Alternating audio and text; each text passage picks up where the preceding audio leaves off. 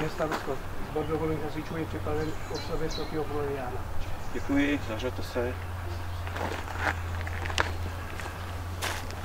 Máte pohov? Pohov! Nebo v bok! Chtěl přímý pochodek chod!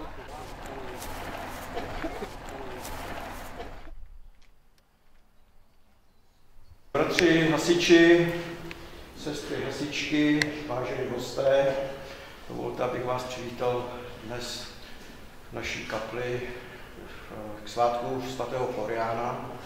A v první řadě bych chtěl po velitelovi přečíst jména našich zesnulých bratrů a sester. Fiala Jan, Pešek Josef, Rys Vojtěch, Madar Václav, Korous Adolf, Jirán Josef, Malina Antonín, Šipon Milan, Štěpán Karel, Kapon František, Plachta Tomáš, Lomský Václav, Ropusek Stanislav, Miksa Josef, Rysová Marie, Šimek Jan, Mauricová Františka, Kučera Václav, Zámečník Miroslav, Vávra Karel, Ohnut Josef, Svěkota Václav, Vlas Miloslav, Ropusková Božena, Schwarzberger Jan, Samec Jan, Ropusek František, Krš Josef, Rosa Václav, Čada Karel, Pešek Jan, Koubová Eliška, Ropusek Karel, Kuneš Jan, Vyskočil Josef, Josef Malcák, František Sipl, Šetelík Milan, Kup Karel, Kouba Pavel.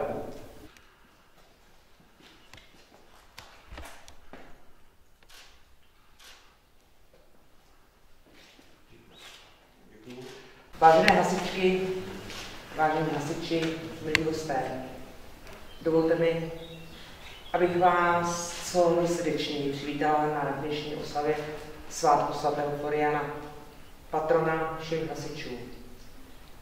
Dnešek je příležitostí, kdy se chceme zastavit a poděkovat.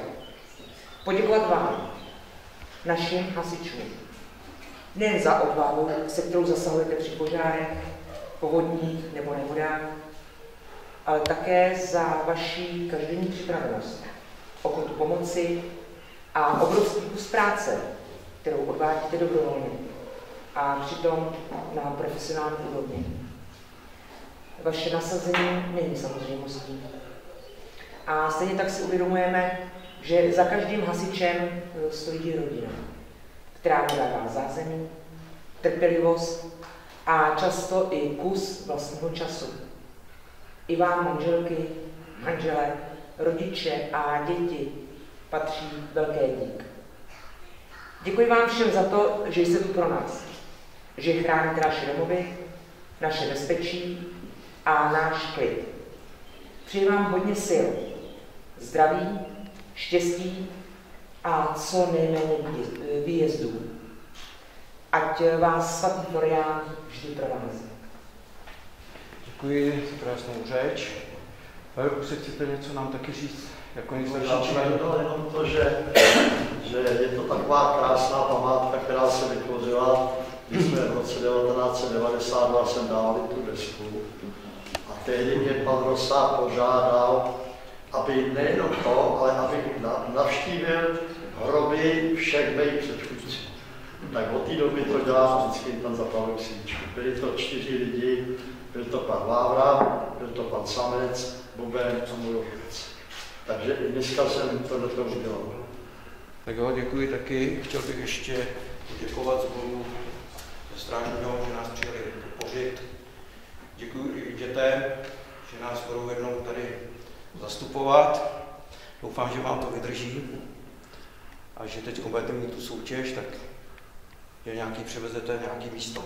Takže děkuji vám všem, děkuji paní starostce, místní starostovi, děkuji i JVP, panovi Plukrábkovi, manželkám, všem děkuji a tímto bych vás chtěl pozvat dolů do požární zbrojnice, kde začne volná zábava, kde bude hrát i kapela, bude tam i nějaký to občerstvení, pivo, jídlo.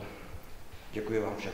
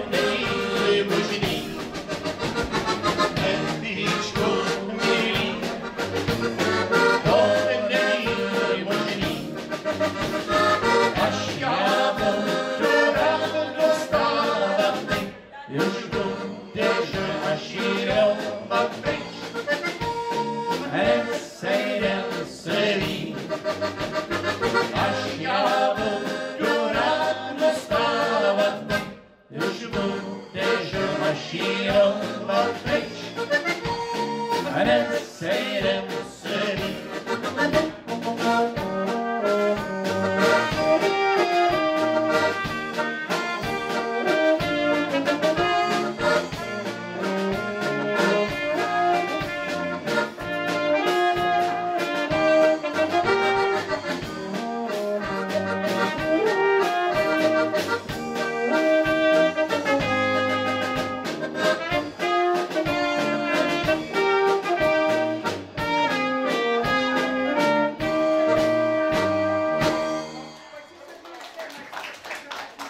Tak děkujeme moc.